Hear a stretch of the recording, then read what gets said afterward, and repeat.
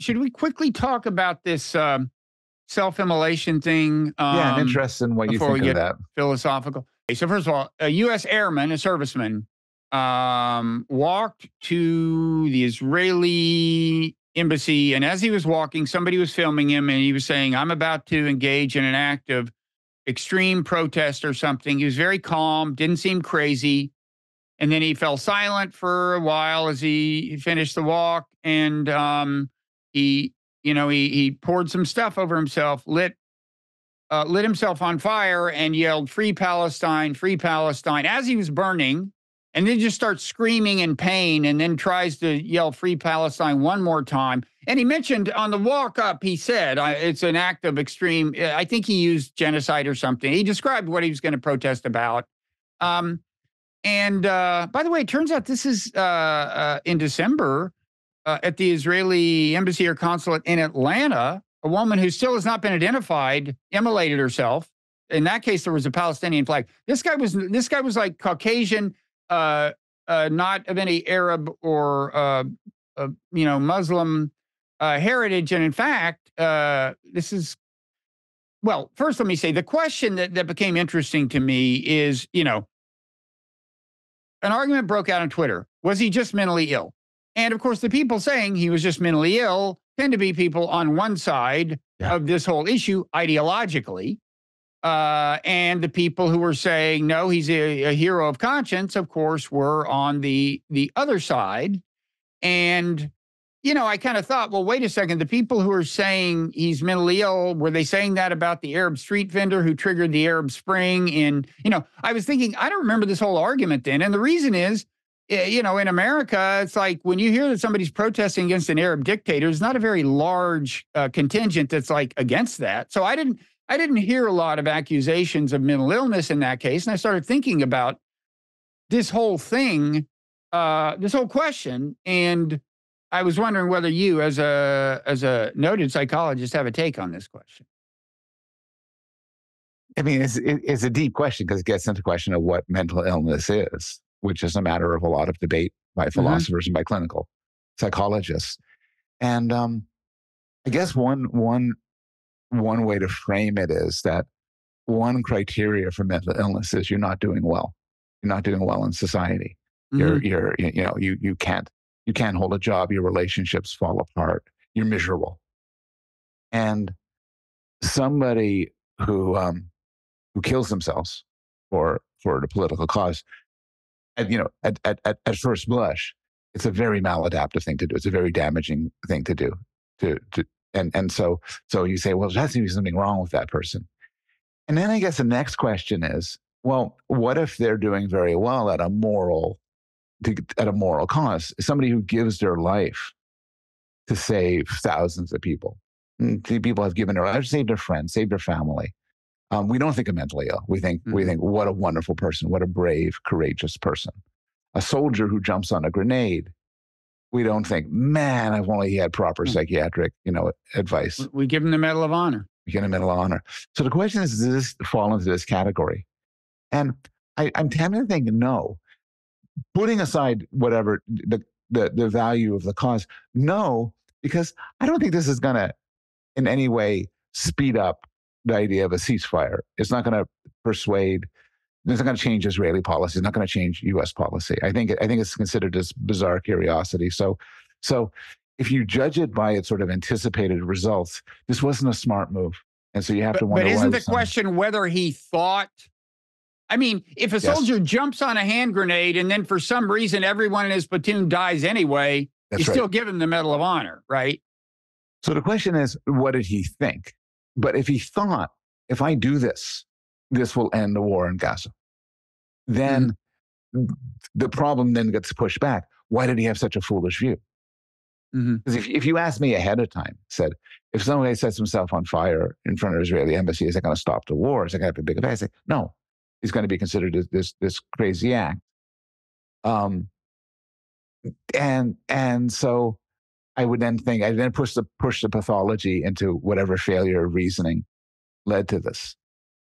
So I do think that there's something psychologically wrong in that. I think that the case. So I'm not saying that all acts of this sort are wrong, but the acts are mentally ill. But the ones that I'm tempted to think could come from a healthy mind are one where there's a good moral goal, and there's a reasonable, rational assumption that I'm going to take the hit, I'm going to lose my life, but reasonably this is all going to help me sustain the goal. I'm going to save my family. I'm going to save my fellow soldiers. I'm going to end the war. And I don't see that here.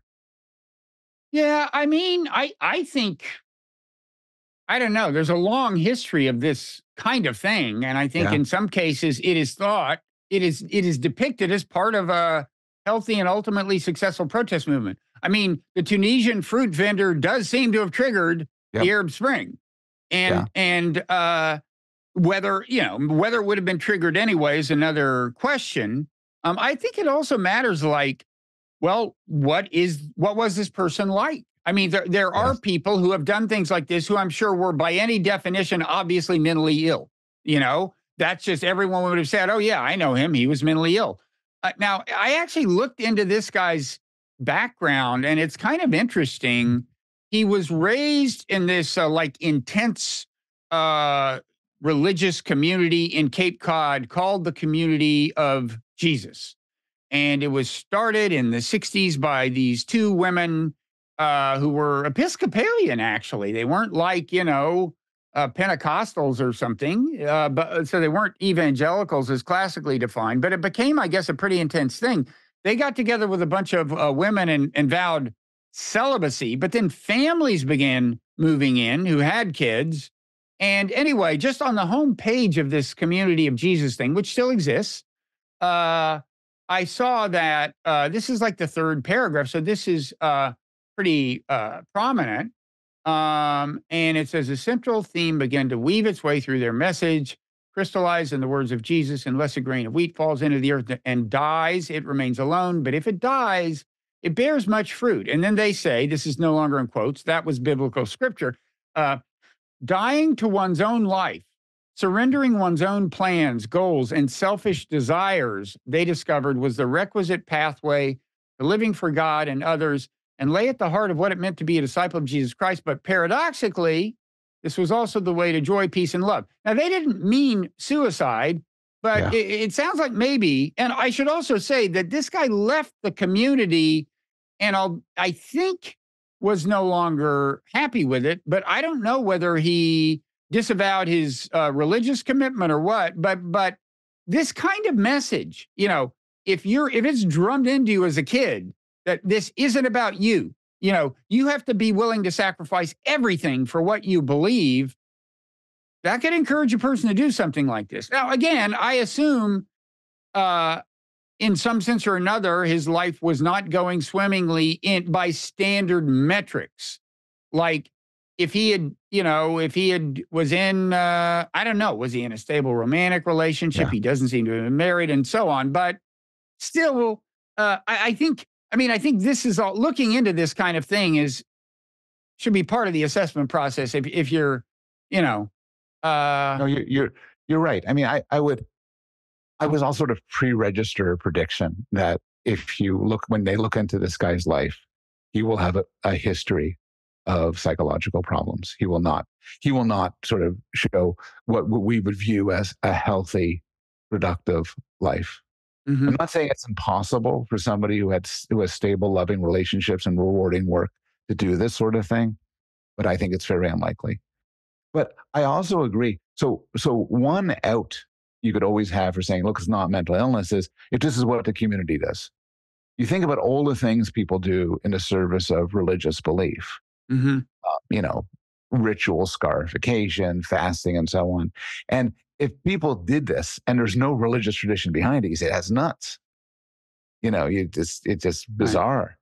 But if there's a culture behind it that encourages that, then a perfectly healthy mind will adopt those things. So to oversimplify what you're saying, if he's raised with this ethos that this is the best thing you can do, then he could yeah, have a healthy psychological processes and then just think this is what you should do. yeah. And another question: does it matter if you believe in an afterlife? Does that mean, well, it's not really irrational? I don't know if Yeah. he did. I assume the Tunisian fruit vendor did. And then there's the famous Buddhist monk who immolated himself in Vietnam. There were probably more than one, but the famous one that was reported on, who, Picture in by the Time way, magazine, I guess. did not flinch. If you want to hear about the power of meditation, did not flinch through the whole thing. I would just say that whatever we answer with regard to this guy, it's going to be the same answer with suicide bombers. Because the structure of the question doesn't change if you take out this guy didn't kill anyone else. It doesn't. But the question stays the same, which is somebody who kills themselves and kills innocent people. Is that necessarily an act of mental illness, or could it be you say, well, innocent people die, but innocent people do die in war, and if it serves this greater good, I think exactly the same questions arise. Well, then does it arise? Two other cases come to mind. The Hamas attack on Israel, where they chose to kill civilians, and what Israel's doing now, where they know damn well a certain number of civilians are going to die. They deny targeting them, but even if they don't, any kind of case where you know there will be a certain amount of collateral damage and civilians will die, but you're saying it's justified, is that comparable to suicide bombing? I don't think it's so obvious that it's not, personally, but I mean, the Hamas thing is more obviously comparable. The Hamas attack, maybe, but I'm not sure that anyway, go ahead. I see what you're saying, but at a sort of higher level, what's the difference between a suicide bomber versus a politician who orders a certain attack to happen? And morally, there's the same cost-benefit questions. I just think psychologically, and I'm not making a moral judgment, but when you do things sort of, you're sitting in a committee in a conference room and making a decision, you can do dumb and cruel decisions. But because the stakes to yourself are not so enormously high, a self-destructive decision doesn't necessarily manifest as, doesn't give rise to thoughts, oh, wow, you're crazy. So you might not like. Well, sure, but I'm distinguishing between self-destructive and killing others. Yeah. And I'm saying that this guy didn't kill anyone. No, I think I don't mean that means he wasn't mentally ill, but I think he's on a higher moral plane than a whole lot of people because he didn't hurt anybody else. Yeah. So what do you think about him? Well, I think, mental illness, it's almost a question of definition. And, you can say, well, was he classically mentally ill? We kind of agree on that, what that means. And we don't yet know enough about him to say that. Had he been in and out of treatment? And then, I think there's a version of this kind of self-sacrifice that I would definitely say is not mentally ill, and you could argue reflects a certain kind of heroic self-sacrifice and enlightenment. I don't know what category I'd put this in. I don't know enough about him. But I admire people who sacrifice for a good cause. Short of self-immolation. And I guess in a certain sense, it's not obvious to me. If they believe, and even if you want to do the full-on thought experiment, let's suppose it's true. He could really make an impact by doing this and ultimately save 5,000 lives in Gaza. Let's just do that thought experiment. Then is he crazy, or is he, if he even believes that, I'm not sure I'd say he's crazy, but. I guess I'd wonder whether the answer could be both. So it could be something is a transcendently great thing to do. It's just a wonderful thing to do. And you can think of other examples. You can think of people who give away all their money, give away all their money and live in total poverty and help others that way. You could say this is a wonderful thing to do. It does suggest that the psychological functioning isn't normal. It's not normal. It's not normal. Yeah, but you wouldn't say it's just abnormal. Yeah, wonderful. Yeah, is by definition abnormal. Yeah, but maybe not illness. Yeah, I don't know. I'd have to know more about this case. I guess I'm just swayed by the fact that I don't think it's going to make a huge difference. And if he thought otherwise, then there in itself is a problem of reasoning. Yeah, I don't think it's going to make a huge difference. It's funny. I was thinking it might make more of a difference if he had done it in front of the White House, because Biden is actually feeling political pressure on this. And I think that's pushing him to push for ceasefire And I personally think it would have been more politically powerful if he'd done it right in front of the White House. That may be. Thanks for watching Non-Zero Clips. To hear more of this conversation and others like it, subscribe to the Non-Zero YouTube channel or the Non-Zero podcast feed. And to gain access to exclusive podcast content, subscribe to Robert Wright's Non-Zero newsletter on Substack.